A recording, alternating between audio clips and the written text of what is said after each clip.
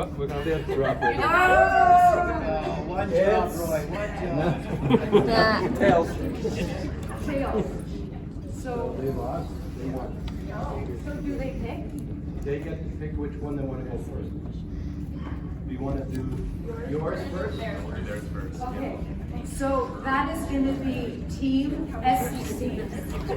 And Team SCC I got it. I picked fixed it. policy resolution What number did I do? 8. It was just kind of That's the Airdrie East, Calgary, Edgemont, Calgary Lobby. The resolution is, the United Conservative Party believes that the government of Alberta should support parental rights in education by implementing the following. Require teachers and school boards to obtain opt-in informed written consent from the parents of a student to any instance when a teacher provides formal, informal, or incidental instructions or extracurricular activities on subject matter involving sexuality, sexual orientation, and gender identity at the parent's written request. The teacher of the student shall permit the student to leave the classroom without academic penalty or other censure. Require that all third-party resource materials or presentations related to gender ideology, sexual orientation, or human sexuality available in Alberta classrooms be pre-approved by the Ministry of Education. And it's a nice and short one, that one. So here we go, we're gonna get started, and it's always the team that is advocating for that starts. So Team SCC, take it away. Once you go, the participant on the other team will go and we'll let you guys do your thing. So thank you. Go ahead. Hello, my name is Cyril, and I'm the first speaker for our team. Sorry. What don't we like about this policy? SOGI shouldn't be taught in schools, period. Unfortunately, it is. It is being taught. And children across a diverse range of grades are coming home with sexual orientation and gender identity, aka SOGI slogans, in their brain, before parents have a chance to blink. This is shown by a recent global Million Mile March protest and numerous anecdotes which constitute overall data sets. I personally attended the march and got invited to speak at it. Why? I'm currently a high school student and have faced many negative impacts to my learning and well-being due to my difference of opinion from students, but mostly teachers. I have gotten low remarks on assignments and have been excluded from classroom activities. Based on my experiences, I believe we need a solution. This policy is a solution. The Alberta Teachers Association publicly states their desire to not require parental opt-in consent regarding SOGI on their website. So there is no whimsical ideas of this not being a problem. Now, what about sex ed curriculum? How can teachers inform youth about safe sex and reproduction without SOGI contributions? Reality, they could, but never will. There is no utopia today where teachers can include the education of female and male sexuality without being accused of discrimination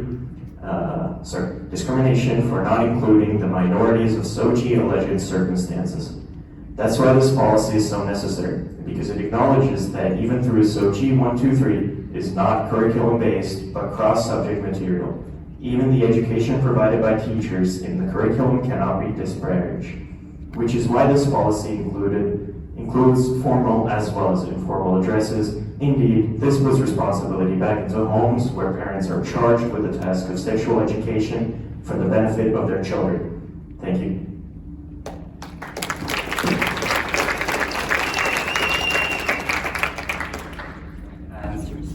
My name is Sebastian Mormon. And good morning again, everyone. It's very good to be here with you all today as our team argues against this proposed policy. Firstly, we like to establish right from the start that we're not against the spirit of this policy, we're not against the intent of this policy, but what we are against is its approach and implementation.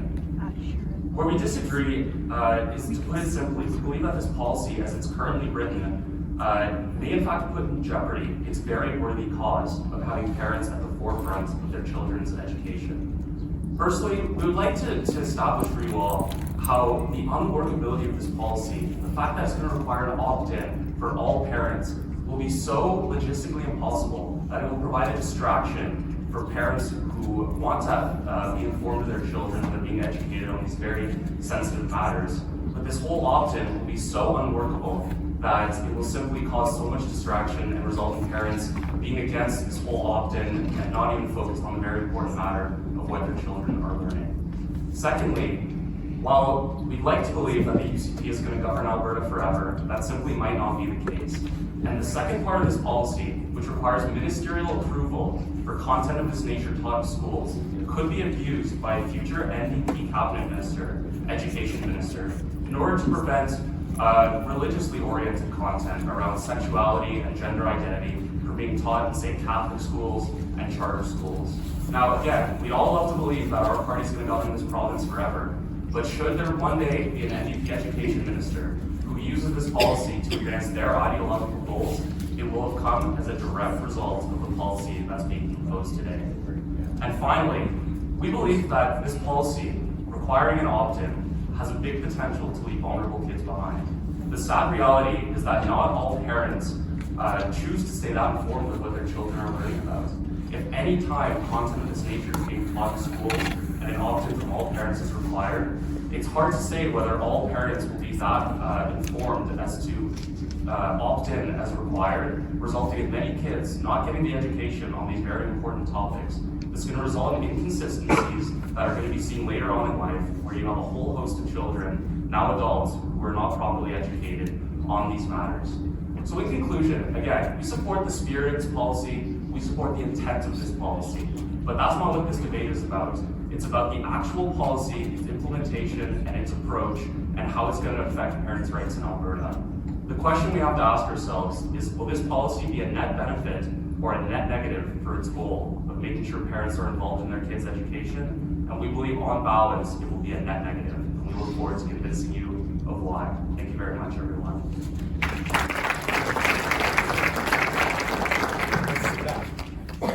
Sebastian.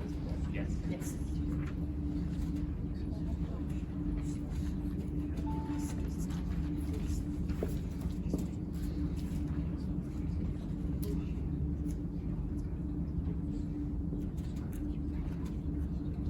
Oh, you're waiting for the time. Yeah, because I think he had more than 3 minutes. No, it's not your. No, it's not.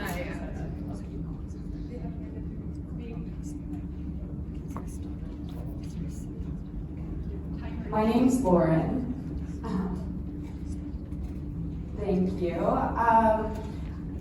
Sebastian addressed a few points. Madison is going to address most of them in her speech, but there is one thing I did want to address, and that was the administrative burden that they feel that we are going to have.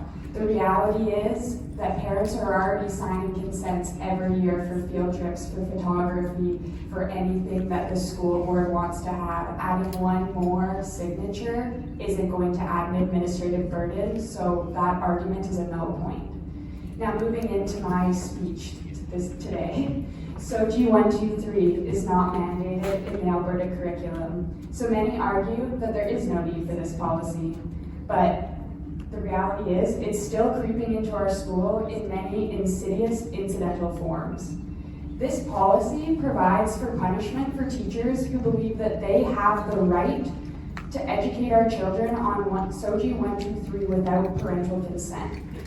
By instituting this policy, it will have the effect of removing all formal, informal, and incidental forms of SOGI 123 from our children's classrooms almost immediately. This is important because our children should not have time taken away from their mandated curriculum to learn about unmandated SOGI 123 principles, as this is an area that parents should take the time to inform their children on in the way that they best see fit outside of school. But what makes parents the most fit to make this decision on behalf of their children? Well, for starters, until the age of 18, it is their legal duty. Now, some may argue that many parents are absent in their children's education or they don't have an opinion on this matter, but nevertheless, this does not relinquish their duty. And to those who say that just because your parents gave birth to you does not mean that they have a right to influence your child's education, I'd like to turn your attention to Section 32 of the Alberta Education Act, which states, A parent has the prior right to choose the kind of education that shall be provided to the parent's child, and as a partner in education has the responsibility to act as the primary guide and decision maker with respect to the child's education. At the end of this day, this comes down to one very simple thing: choice. Parents not only have the right, but the duty to choose how to educate their children. If a parent is going to shelter their child too much and make a decision based off of their religious or personal beliefs, it is their right to do so. On the other hand, if a parent chooses to educate their children on SOGI 123 principles, it's also their right to choose that as well. We're here to protect our children, our families, our future, but most importantly, this policy, it protects our freedom. Thank you.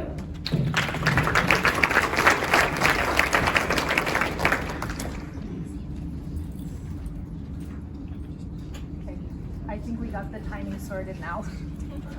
You could start anytime. For the judges, my name is Fletcher. All right. So I really appreciate the talk about, consent forms for a field trip. Although the only thing is I've had the great liberty of going through the Alberta education curriculum, and I gotta say, we already have a consent form. There is a ability for you to opt out of sexual education when it is taught within the curriculum. I have had the opportunity to speak with many teachers and students who are becoming teachers, and they have taught the parts of sex ed, and at the beginning they all have to provide a form for parents to opt out. That is a very important thing, because what we are talking about here is an opt-in program. This will create a logistical nightmare for teachers having to sort through forms, having to sort through all these different paperworks. And guys, let's just be real here. If we were all kids at one point, do you think there's going to be a lot of kids wanting to hand their parents specific forms? On top of that too, we'll have an issue with students purposely abusing the system, not giving their parents an opt-out form, and then them leaving school and not being able to, and then doing other stuff in the free time that is not academic based.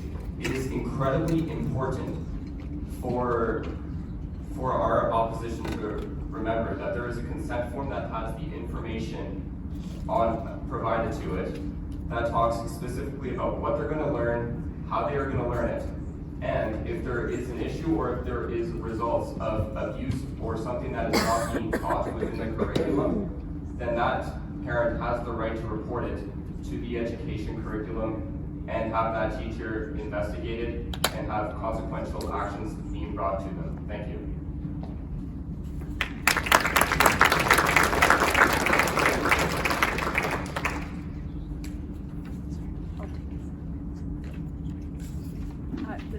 Resetting the time. Oh. Okay, we're gonna have to let it run out. So you have time to prepare. Yeah, and make a joke. Oh, we're already prepared. I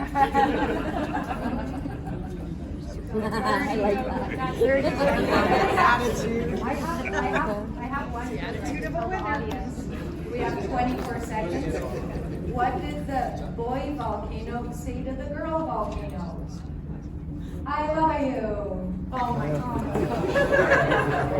And still 14 seconds to go.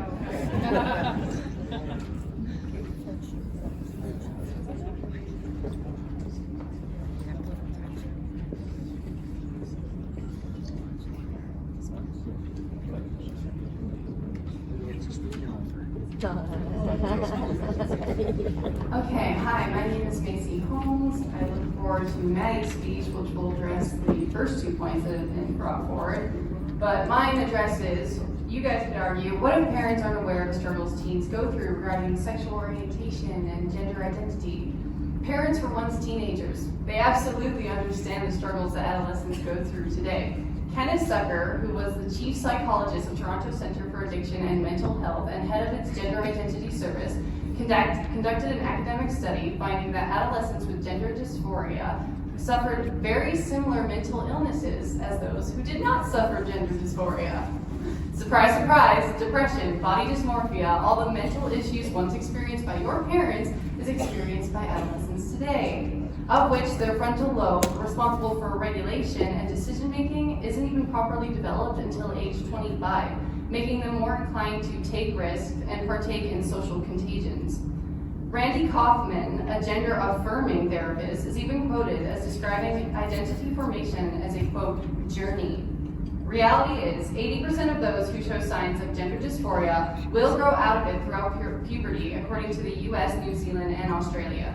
That is only 80%, however, until these youths take their first step into gender-affirming care, at which point the odds of them outgrowing their mental ailment recedes to less than 10%. That isn't just because of the physical difficulty in detransitioning, considering the potentially irreversible biological alterations after the various quote-unquote treatments, but because of the mental guilt and shame their own community puts upon them for changing their mind, as expressed by famous detransitioners like Holly Cole, who had to spend $60,000 in her detransition and lost literal organs. Abigail Shire, who wrote the book Irreversible Damage in 2020, shares her own personal anecdote of how she wanted breast reduction surgery. Her father said no, and that she looked like every young woman should, and that she just didn't see it, and that one day she may want to breastfeed one day. Fast forward to the future, and she ended up breastfeeding 3 children. Parents need to be able to have conversations to explain why they're not teaching SOGI to their child, and why they're not offering the surgery. SOGI's goals are to create policies and procedures. For example, a school's code of conduct, inclusive environments, safe spaces, and welcoming language. If that's not gender-affirming care, I don't know what is. They're facilitating that 80% of adolescents expressing potentially temporary gender dysphoric symptoms or symptoms of usual teenage angst, as Chloe Cole has stated that she thought her gender dysphoria was really body shaming, they want them to fall into the potentially permanent 10% bracket. Thank you.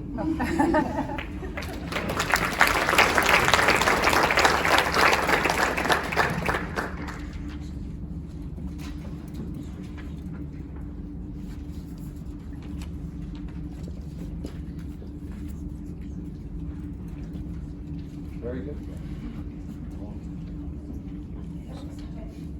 Hi there, for the judges, I am Avery. I'm going to start off by reiterating what my teammates have said before me. I agree with the spirit of this bill, however, it's not quite right. This bill leaves space for future potential left-wing governments to take over and flip all of our hard work on its head. This includes allowing material that does not pertain to school curriculum in classrooms. Allowing the Ministry of Education to determine what is and is not allowed in classrooms is dissatisfactory. If a Minister of Education is elected who doesn't agree with our conservative values, they can allow the placement of pamphlets telling elementary level students why using a litter box and meowing are both more effective ways of communication than standing, speaking, and using the restroom like any other normal person. In theory, this bill is good, but it is not sustainable. Imagine if your child came home with a pamphlet telling them why you, your parent, is wrong, and their teachers are right. This is not okay and can be prevented by voting this bill down later today. Furthermore, this bill is a good idea, but it's not going to work because the Ministry of Education will not always remain conservative. We've seen it before when Rachel Notley got in. The government went NDP, and that wasn't fun. I would also like to point out that the bill that has been presented is not about SOGI, and it is not about minors transitioning. Minors transitioning has already been addressed by Danielle Smith, and the general consensus has been agreement that transgenderism for minors is not right. We have addressed this issue. I don't see why we're addressing it now with a policy regarding what teachers are allowed to talk about in classrooms. I think that is a bit redundant. And again, the policy does not present SOGI, so I think that it's a bit redundant to say that we're arguing SOGI here, because I don't think we are. Thank you.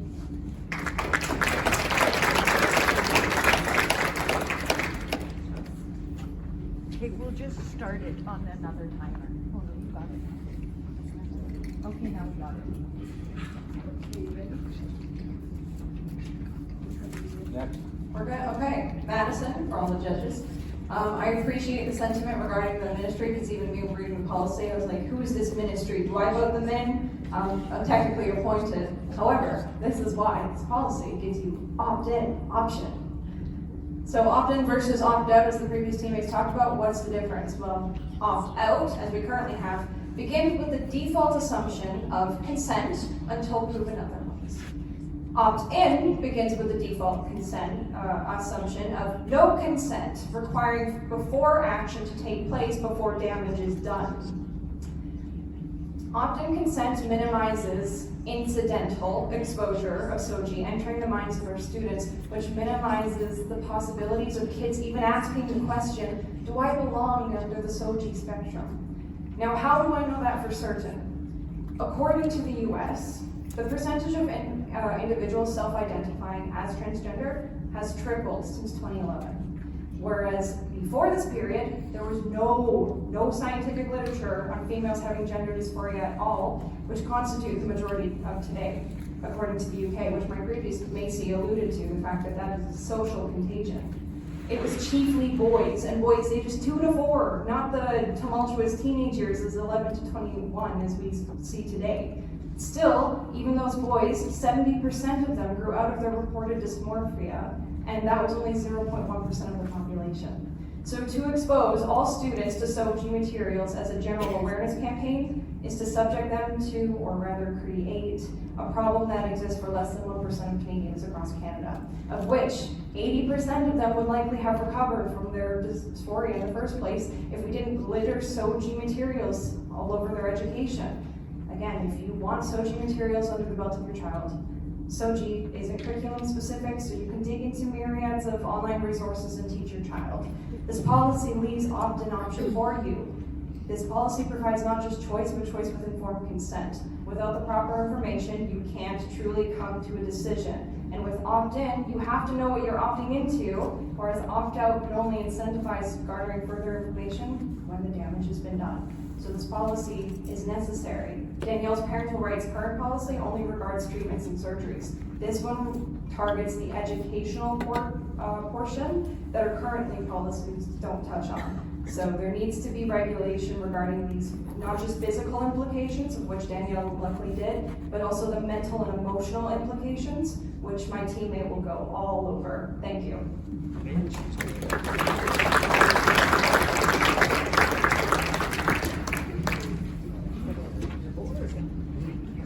And she's one of yours, Jeff.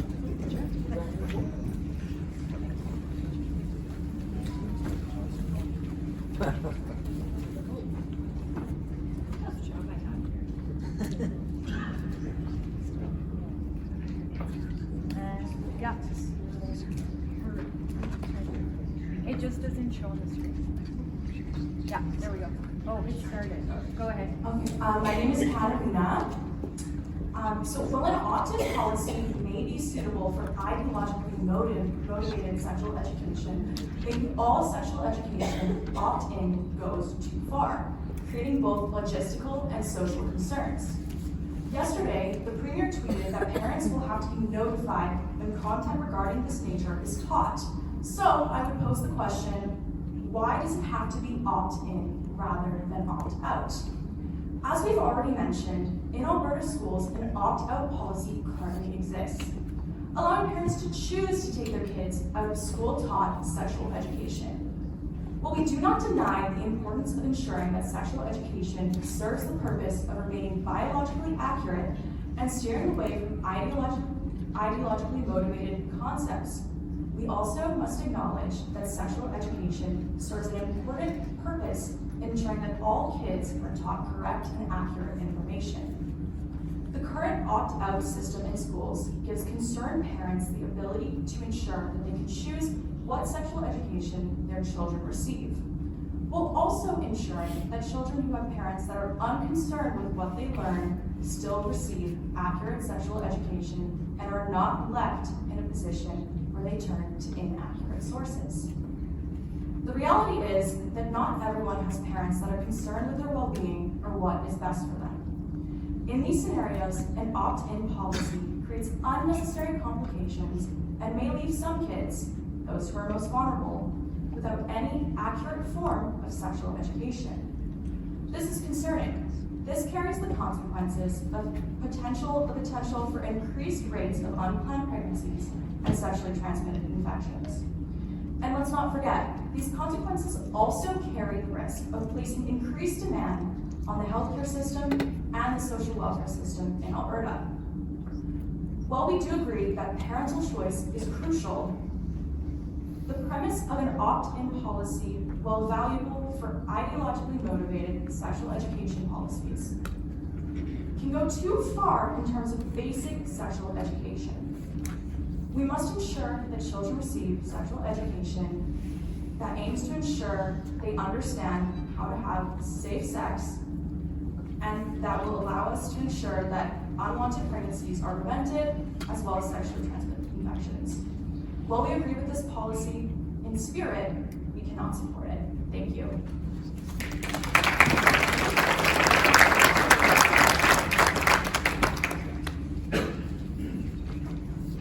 Down to the final debaters.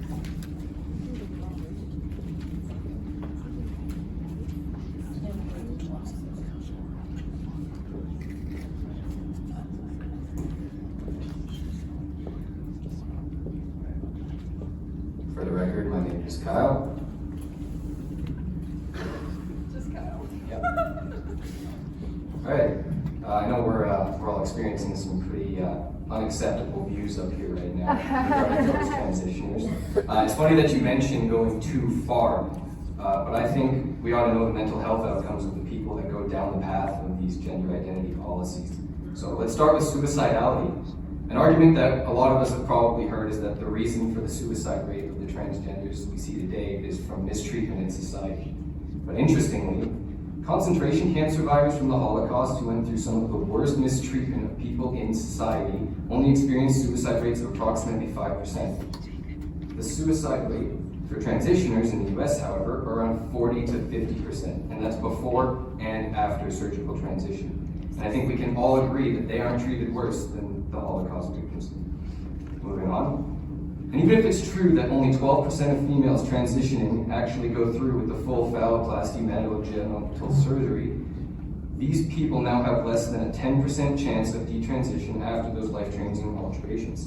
And regardless of if they do detransition, they still experience terrible mental health outcomes, such as depression levels of 45 to 60%, anxiety of 30 to 50%, PTSD of 30 to 40%, and rates of substance abuse at 20 to 30%. Now, if you're not convinced by the permanent damages such treatments can cause, consider this. Lupron, a popularly used puberty blocker for gender hormone therapy, is known to cause infertility and inhibit brain development, which is why they historically used it to chemically castrate sex offenders. And now they're using it on children. Now tell me you don't believe in a depopulation agenda. The reality is, parents shouldn't always affirm their child's beliefs, and neither should teachers. If your daughter was anorexic and she believed she was fat, you wouldn't affirm her and help her lose weight. And a young boy who thinks he's Superman is harmless, but if he puts on a cape and goes onto the roof to see if he can fly, it's not the parents' or the teacher's job to affirm his abilities and give him a push. You can ignore reality, but you can't ignore the consequences of reality.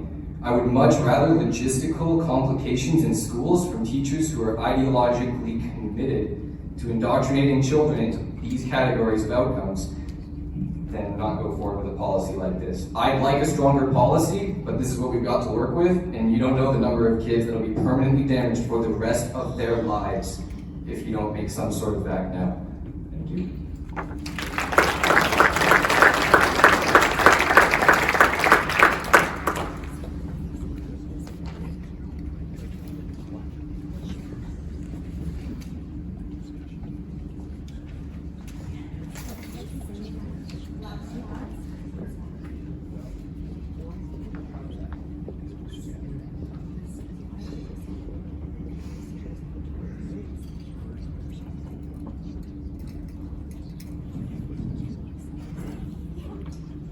Hi guys, my name is Afrasiab.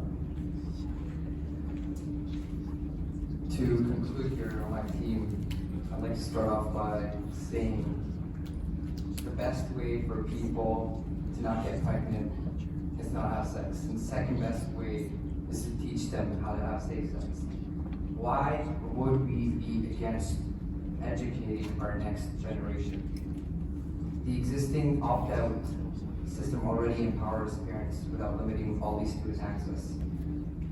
The proposed policy may be reasonable for grade school children, grades 1 to 6, but there's no reference to age to which this motion shall apply, meaning it would apply to all children in public schools, presumably even 18-year-old who are in grade 12. The second part of this policy gives the education ministry the power to reject content. So if it's content from a right-wing perspective and NDP government rejects it, the opt-in doesn't matter because it won't get to the point. As my friend highlighted here, stopping kids from learning about sex in school simply means that they will learn about it on unreliable sources, potentially harming their sense of self and setting unrealistic expectations.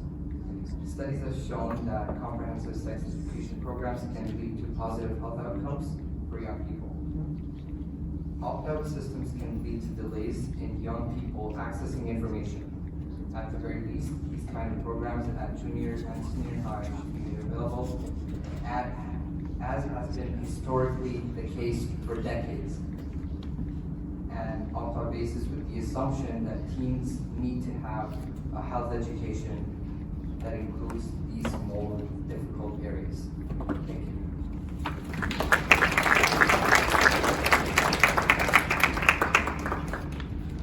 I'll try closing in a moment. So that was the full policy for the first one. So we're just going to go straight into the second one, which is policy resolution number 15, and that was submitted by Calgary, Buffalo, and Red Deer South. And this resolution,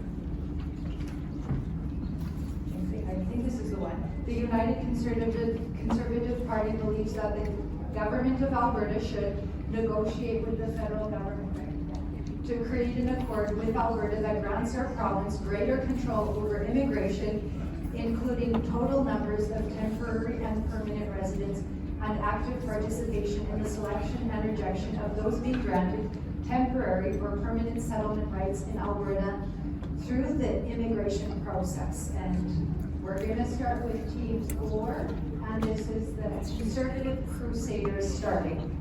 So let's see what they have. I got it. Hello, my name's Fletcher. I'm first going to start off with a story in order to captivate the audience.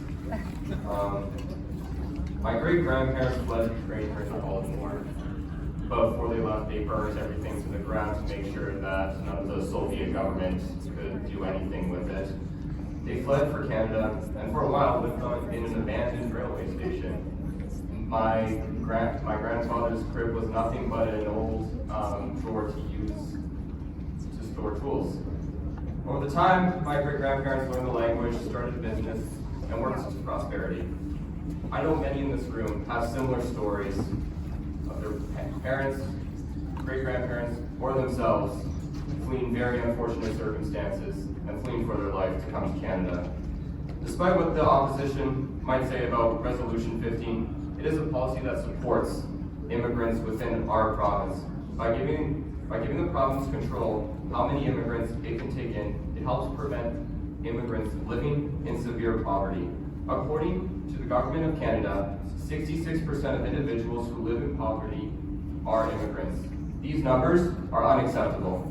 Policy 15 will once again help the province regulate and maintain a status quo of immigration levels in order for our province to have the ability to regulate and make sure the system does not overflow with immigrants who end up into poverty or homelessness. From 2023 to 2024, Canada had a population increase of over 1 million people. Currently, we are facing a housing crisis, inflation, and a large number of that is to do with the Liberal government constantly adding more immigrants into Canada. Immigrants themselves are not bad people. They're individuals who fled the country and who are looking for a better way of life. However, from what we are seeing through Europe, through the United States, and through Canada, we are seeing an increase of immigration levels that are actually causing this, the suicide and death of many economies within the West, as well as culture. Radically increasing the immigration will further cause issues with infrastructure as well as increasing the level of social services. Thank you.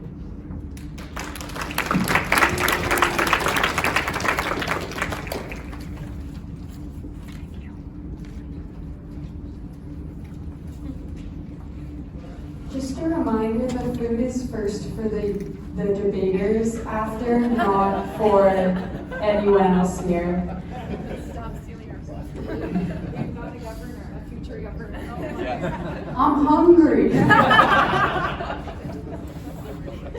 Water. I'm still Lauren, in case you needed a reminder. So just one thing, being a refugee and immigration into the country is not necessarily the same thing. Refugees don't always stay. Sometimes they do have to go back to their countries. But nevertheless, I'm going to stick to the rationale behind this policy, which is that this policy is based off the Quebec Immigration Accord. There are many ways that you can control your immigration, and we're going to address that today, but I am going to specifically focus on what this is based off of, which is the Quebec Immigration Accord. So for the next 3 minutes, I'm going to provide a brief summary of the political climate in Canada in 1991 when the Canada-Quebec Immigration Accord was signed, and then I'm going to provide 2 reasons why this policy is untenable. It's important to understand the historical context of the risks to Canadian unity that led to the signing of this accord. In 1969, French was officially recognized as an official language in Canada, and from that point on, protecting the French language and culture became essential. Now, heading into the 1990s, Quebec was gearing up for their referendum, and Brian Mulroney was preparing for what would become the failed Charlottetown Accords, where he would attempt to have all 10 provinces sign a constitutional amendment, which included a clause that recognized Quebec as a distinct culture in Canada that needed to be protected. Keeping this context in mind, I move into problem 1, the chief basis for the Quebec-Canada Accord, which was, as I just mentioned, that Quebec was a distinct Francophone culture that needed to be protected, and thus selective immigration to protect their culture was crucial. For Alberta to achieve a similar goal, we have to prove that we have a unique and distinct culture, similar to being a Francophone, and that Canada needs to protect that. And although this policy recognizes the need to establish this, it fails to provide any concrete definition for what the distinct culture of an Albertan currently is. Quebec's distinct culture creates a high burden, and it's yet to be replicated in any other province or territory, making it unlikely that Alberta will be able to meet this standard either. This transitions to my second point. The reason this standard is so high is because the federal government does not want to relinquish control of immigration under Section 95 to the provinces. If the federal government were to lower this standard and enter into a similar accord with the province of Alberta, it would open the floodgates for all other provinces and territories to negotiate their own similar accords with the government, leaving the federal government with no control over their own immigration into the country, which they're going to be unwilling to do, making this policy unrealistic. Thank you. Oh, nice timing.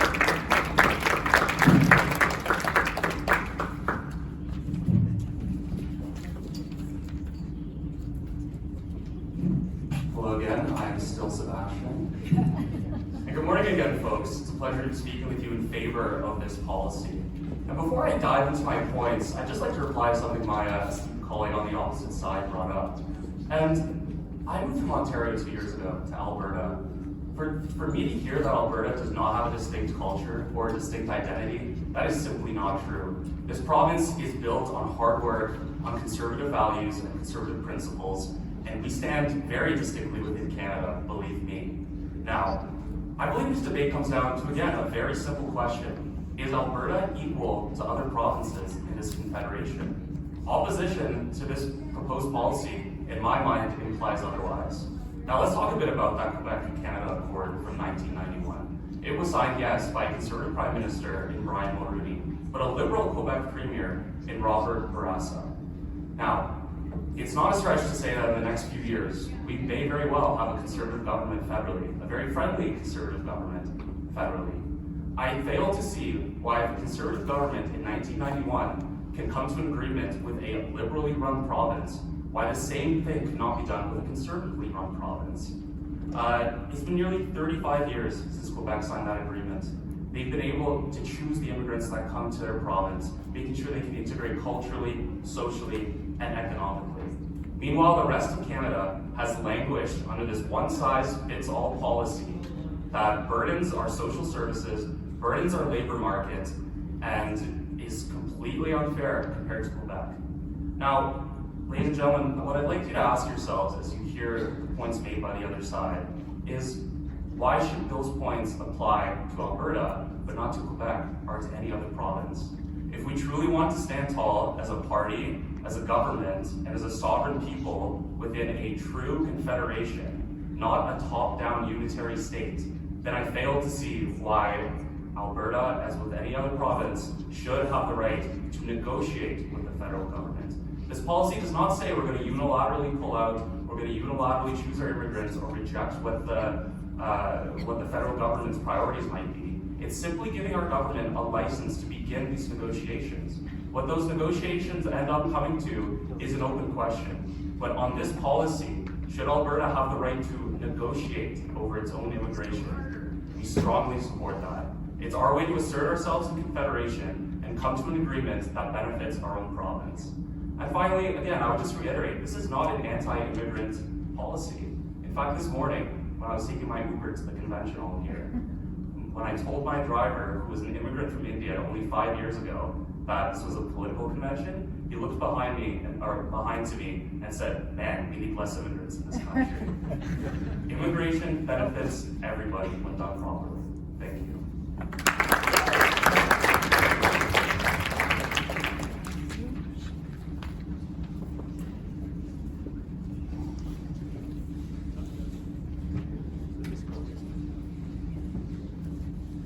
We got my name, we're good? What is your name? Madison. For starters, I absolutely agree that Alberta has a distinct culture, 100%, that's my vote. Now let's convince the federal government of that. And my teammate here will go over the history about why Alberta specifically will get discriminated against, regardless of which Conservative or NDP Liberal federal government is in. In the meantime, to go over the federal government, it's already at odds with us, let alone our immigration needs. There's no guarantee the federal government comes to an accord with us in our favor. Our current federal government is already bringing in 2 million people, as Daniel talked about yesterday, and their version of a cut is 105,000 people out of 2 million. So the whimsical notion that this policy is based around is that our federal government, as Sebastian said, has the desire to negotiate. You may say that the next federal government may offer a more sanguine outcome. That's a year from now. This policy is banking on factors that are unpredictable. For all we know, the election a year from now gets postponed, maybe from the Emergency Act. We do have 2 ongoing and escalating wars. The US is about to hold its election, and the outlooks of how either candidate handles either conflict is not exactly looking like glittery outcomes. Now, if that isn't enough uncertainty for you, I can go over the actual process about, again, what this policy is based around, the Quebec-Canada Accord, because we wanted to come into the same agreement. Before that accord come to fruition, it's also known as the Gagnon-Tremblay-MacDougall Accord, they had to establish their own immigration department, and as far as my research shows, we don't have one yet. That was in 1968. Following that, Quebec needed to supply representatives to the Canadian embassies for broad counseling under the Laguerre-Courtier Agreement in 1971. After that, Quebec needed a legitimate part in the selection process by doing interviews and recommendations to visa officers. So they needed another agreement, Andres Bienvenu Agreement, 1975. Now, with the minor administrative opportunities to make recommendations and selective suggestions, Quebec wanted to officially format their own selection criteria for abroad temporary incomers. So they pushed for the Cullen-Courtier Agreement in 1978. That's 3 agreements if you're not counting with me. So finally, in 1991, the Canada-Quebec Accord was struck, and they had selective powers over temporary and permanent immigration. That's 20 years later. Now, anyone aware of the odds of each new federal government coming into power over the next couple decades sharing the same sentiment to support Alberta and our immigration needs? My next teammate will go over the odds about Alberta achieving that. Thank you.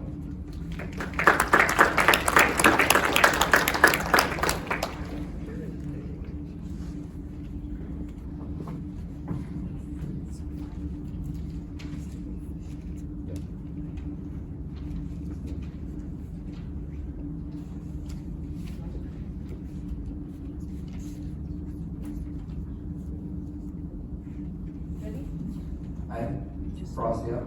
They can't see it. Before I start off, I would like to comment on one of my fellow speakers on the other side. Just because it will be hard to negotiate doesn't mean we shouldn't try. And Alberta has a distinct conservative, hardworking culture. Alberta's resources are finite, and we need to manage growth responsibly to ensure that our infrastructure can handle the increased population. Alberta could tailor its immigration policies to attract skilled workers who meet specific labor market needs, boosting the provincial economy. Statistics Canada, the data shows that immigrants make a significant contribution to Alberta's economy, particularly in high-skilled occupations. And as Sebastian mentioned, Quebec has asserted its right to define and protect its cultural heritage and has a role in determining the total numbers of immigrants allowed into the province. Alberta is equally entitled to define and protect our own unique heritage. It is important to strike a balance between protecting local interests and fostering a welcome, inclusive society. And greater control over immigration could help Alberta preserve its unique cultural identity and values. However, it's important to note that immigration can also enrich a society, bringing new perspectives and skills. Now, we saw how increased population growth from bribed people to move to Alberta worked out for us. Our government had to spend the largest amount of time on new schools to keep up with the population unless we get immigration under control. That is going to be a regular occurrence. We're not saying that Alberta should be its own country, but controlling our immigration, economy, and resources would be a good start. And that's why I will be voting to send a message to the Senate. Thank you.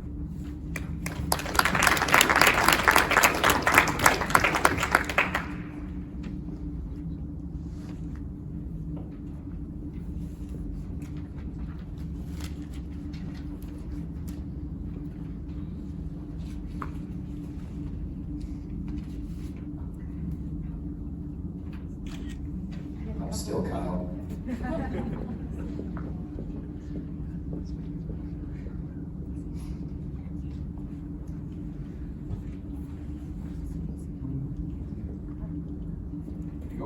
Okay. You know, while I'd love for Alberta to be responsible for its allocation of its own resources, the historical relationship of the federal government to its ugly cousin in Canada is unreciprocated at the best and the worst of times. Albeit it's a pretty picture to imagine the federal government would grant us an accord as it did with Quebec, Canada Accord. There's just one important difference that I think we all need to recognize, and that's we're not Quebec. What incentivizes the federal government to give aid and growth and the prosperity of our province, and what would justify them giving up regulatory control over our immigration jurisdiction? Quebec has its own immigration accord, sure, but they also have their own pension plan and tax system tailored to their needs. Alberta has tried to implement its own tax system similar to Quebec, as well as our own pension plan, but the hardcore fact of the matter is that Quebec doesn't supply the rest of the country. Alberta single-handedly contributed $600 billion more into Confederation than it's received in the last 50 years. Equalization payments include the entire revenue of the West, and yet Quebec's famous hydroelectric revenue is exempt because if it were included, they wouldn't qualify for the transfers. This is the same reason they crippled Quebec's oil and gas developments, was to keep their royalties down, to keep it from getting deducted off of their equalization payments, when instead they could invest in their industry and services to thrive. In 2022, Quebec lost some population, so it should have lost some seats in the House of Commons, and Alberta should have gained. But Quebec posed a motion to never lose seats again, and it passed. Quebec has 1/3 of the Supreme Court judges, despite only having less than 1/4 of Canada's population, whereas Western Canada has 1/3 of the population, but only gets 2/9 of the Supreme Court bench. I reiterate, if anyone here thinks that Alberta, the provincial wallet of Canada, will get the sovereignty regarding immigration, then we've been robbed of sovereignty at every other level, and you haven't learned your history. Thank you.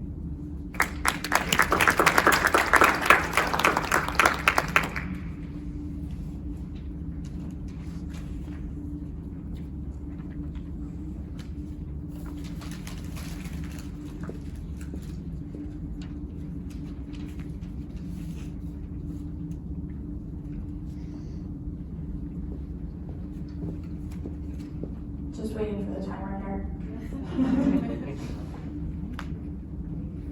You don't have a lava joke?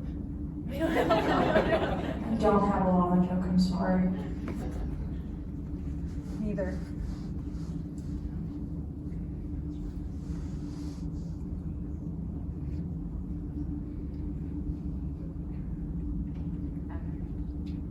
We're good, I think. Okay, I'm also still Avery. Canada is extremely large, with a landmass of nearly 10 million square kilometers, a significant portion of North America. With such a vast country, the regional norms, customs, and specific needs are significantly varied. With such variety, it would be problematic to welcome immigrants without determining if they will be able to succeed in a specific region. Given these peculiarities, it makes good sense for each province to determine their region's specific desired traits and needs for any immigrants that are admitted into their province. I am not saying that immigrants are expected to precisely fit the mold of a given region, but having someone whose values, principles, and abilities to contribute align, first with Canadian values, and then with those of a given region or province like Alberta, versus someone whose values don't align, is much less likely to succeed or add value to our society. Immigration can be good, but we need to exercise diligence and prudence. As an example, a failed immigration policy from the federal government, in August of this year, 2 men were arrested when it was discovered that they were planning a terrorist attack in Toronto. One of these 2 men had already gained Canadian citizenship. Additionally, both of these men swore allegiance to ISIS with the aim of bringing harm to Canadians. They were also charged with attempted terrorist assaults in 2015 external to Canada, demonstrating that this was not a one-off event and something that we should have seen coming before they were admitted into Canada and given the gift of citizenship. This is not becoming of Canada or Alberta. In Alberta, we value the safety of our people, and we have shown this by electing a leader who listens to us and does everything in her power to protect. The people of Alberta are open to immigrants who come for the right reasons, but do not want terrorists in our province. We are open to welcoming new people that make our province better by adding new perspectives to our policy making and legislature that moves us closer to an ideal Alberta. This policy will aid in the preservation of Alberta's prosperous advantage. Under our provincial immigration policy, Alberta gets to decide what its future looks like, and places the decision-making power back in Alberta where those decisions are felt. Also, just because creating an Alberta immigration policy is difficult doesn't mean we can't do it. It was difficult for people to discover Alberta, but that didn't mean that they shouldn't do it. Why not make an immigration department? Quebec has one. Why not? You heard it in the CFO address this morning yourself. The Conservative Party, and therefore the current government, is in a really fantastic financial position and has the ability to hire an immigration department at the moment. So why not take advantage of the cash that we have and use it to protect our province? Also, if we are okay with Alberta pension plan, why are we not okay with Alberta immigration? The people that we have in our province is much more important than the money we have in our pockets. People in the province determine how the province runs. The money in our pocket determines who runs the province. Well, not really, but you get the idea.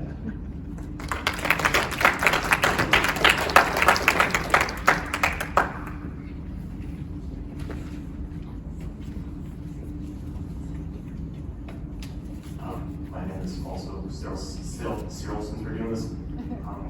Now, in spite of this unrealistic policy, is there absolutely no way for us to regulate immigration? Actually, there is, and we're already doing it. We're already a part of the PNP agreement, Provincial Nominee Program, which allows us to expedite the entry of people we prioritize. Currently, AHS is re-evaluating the rural healthcare system because the rural Alberta is facing a mass medical practitioner shortage. Immigrants from places such as the UK or South Africa are more likely to fill those positions because they are the portion of the population willing to uproot themselves and plant their new roots in a small town compared to the young, ambitious demographic. The already existing Labor Mobility Act, which applies to immigration as well as migration, streamlines labor shortages, which is one of the biggest thorns in the foot of our Alberta government. Section 95 of the Constitution Act states immigration is shared jurisdiction by both provincial and federal government. So with the Labor Mobility Act and Section 95, our Alberta government launched Alberta is Calling in 2022. The Alberta government put out ads for this program throughout the country to encourage migration. Through this initiative, Daniel Smith actively seeks more tradespeople to enter our province for the increase in Alberta production. It calls for pipe fitters, plumbers, mechanics, electricians, truck drivers, welders, etc. This initiative incentivizes those who have skills to invest in Alberta. Alberta also invests in its newcomers, has spent $18.9 million for the Alberta Settlement and Integration Program to help newcomers access settlement, language, training, and other supports. I personally received English language learning, aka ELL support, during my grade 5 to 7 education as I was a new immigrant. I also know other immigrants who had their education at the Bow Valley College paid for by the government of Alberta. Their English education paid for by whatever. Solution isn't less people. Consider the fact that Alberta, as previously expressed by my teammate, is robbed of seats in the House of Commons, and if our population increases, so does our seats to challenge the overreach of Ottawa and Quebec. We're already facing a global excess mortality. Since 2021, we had an excess of 4 billion disabled people, which is not a coincidental time frame, but I digress. Mortality in the working age population was up 40% in 2022, and even now, there is still an excess of mortality of 10% in our working age millennials. Labor shortages is not unique to Alberta. The world faced a medical crisis within the last 4 years. It's not saying no to people, but fruitfully selecting those that will help solve the short-term problem of immigration by implementing long-term solutions of productivity per capita. Thank you.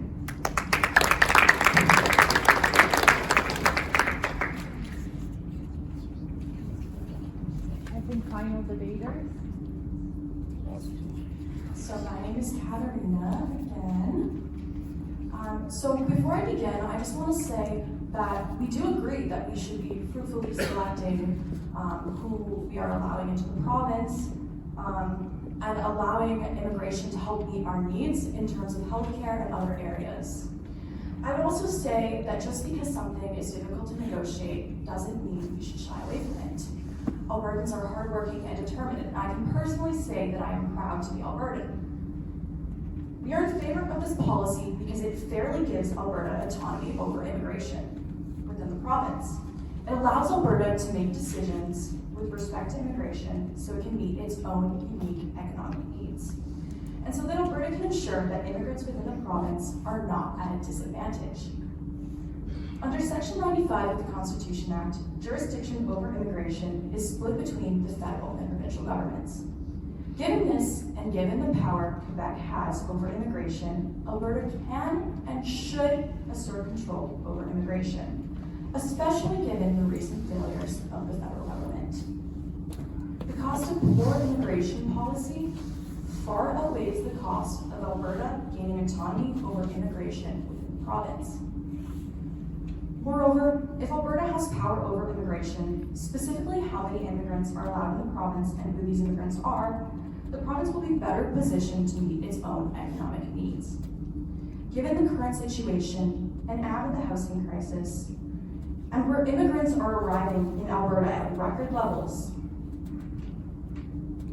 with Alberta's population growing by 4.4% compared to 3.2% in Canada ensuring immigrants that come here are actually better off, have the opportunity and the ability to fulfill jobs we need, and are not put in a position to strain Alberta's social welfare system, something which is detrimental both to the immigrants who have come here and to the people of Alberta.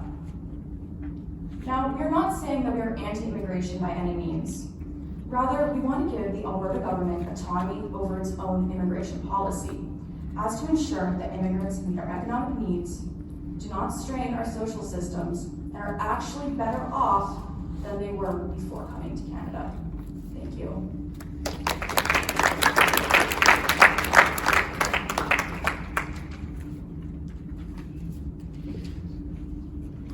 Oh, hi, so Macy.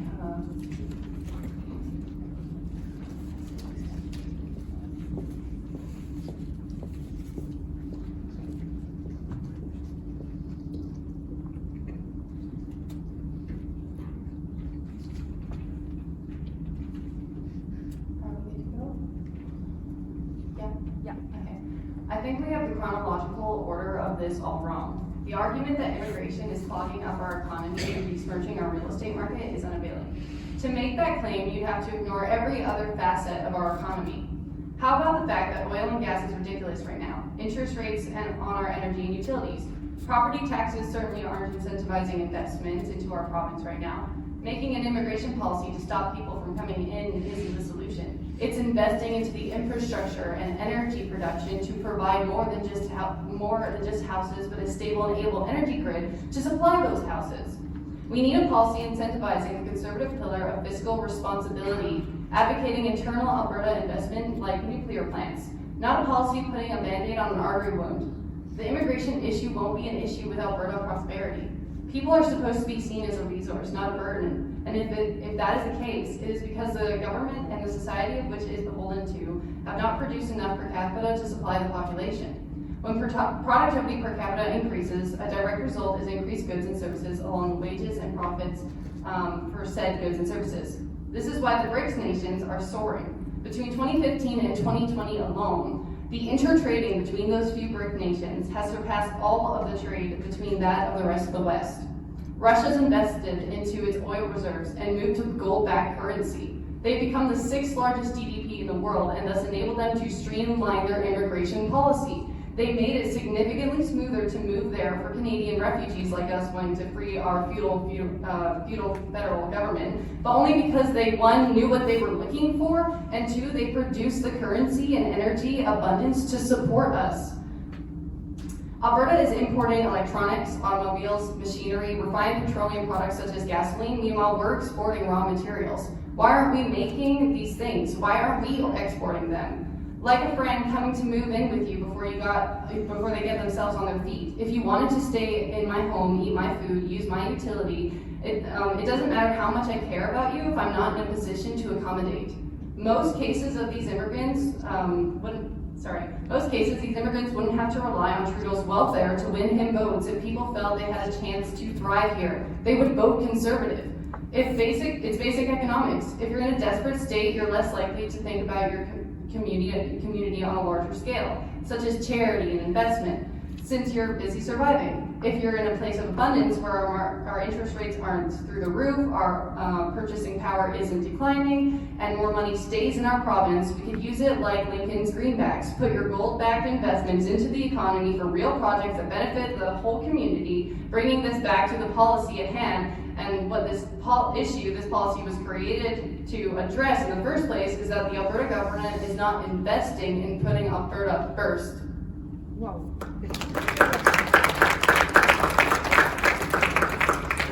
So maybe one more big round of applause for all of the debaters.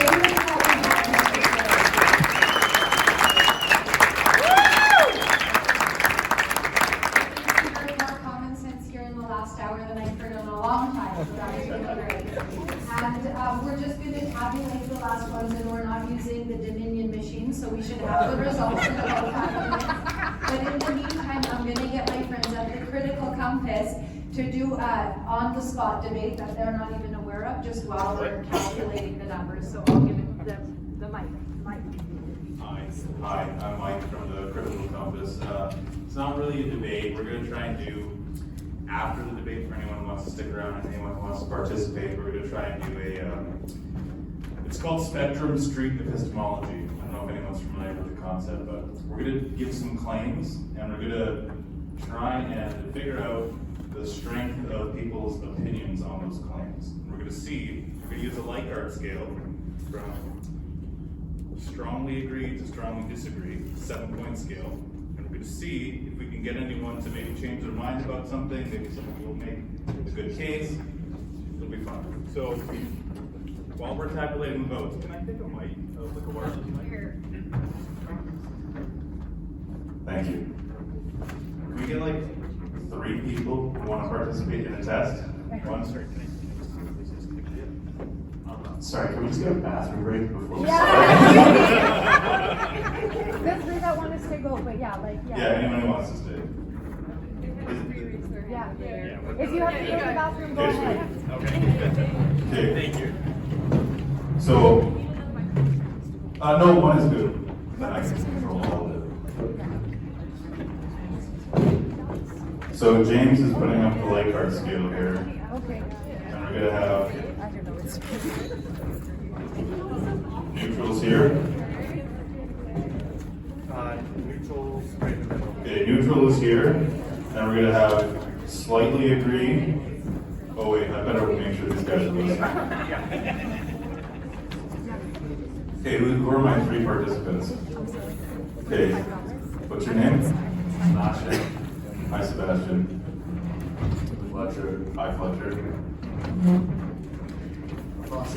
Frosty. Nice to meet you guys. Okay, so this is a Likert scale. Do we know what this is? Okay, so this is neutral. This is slightly agree. This is agree. And strongly agree. And it's the same going to the negatives, okay? So the claim that we're going to test, just to kind of get us all warmed up, waffles are superior to pancakes. Go. Okay, and you have to stand on a line. Nothing, no between the line. Okay. Okay, this is interesting. So we have a strongly disagree over here, and then we have a couple guys on the agree. So why do you strongly disagree that waffles are superior to pancakes? Well, apart from me just, being like Eastern European, I just love pancakes. I've had them in the morning. Also, I've had waffles, and honestly, I've come to the conclusion that simply pancakes are better than waffle in terms of just taste, texture, everything. It's really, also on top of that, maple syrup, a little bit of Canadian culture there. They are the most Canadian food that has ever existed. Wow, strong. So you're on this slightly agree. So did anything that Fletcher said convince you to move maybe over to the neutral or to the slightly disagree? No, I don't think so. I think his points around being able to put maple syrup on pancakes, very good, and Canadian culture. That got me thinking, but then I realized you could put maple syrup on waffles too. So I think with that being said, I feel comfortable sticking with slightly agree. Okay, very good. Now we have a strongly agree. So I'm going to guess that nothing that was said was really convincing. But why do you so strongly agree that waffles are superior? I'll start off by saying that I agree with Sebastian and respectfully disagree with Fletcher. In fact, anything that you put maple syrup on instantly becomes Canadian. So you could go with anything. As far as waffle goes, the outside is crunchy and then you get a little bit of soft on the inside. That's both worlds, and you can't really make it without a waffle maker, which is also more time efficient. That's all. Okay.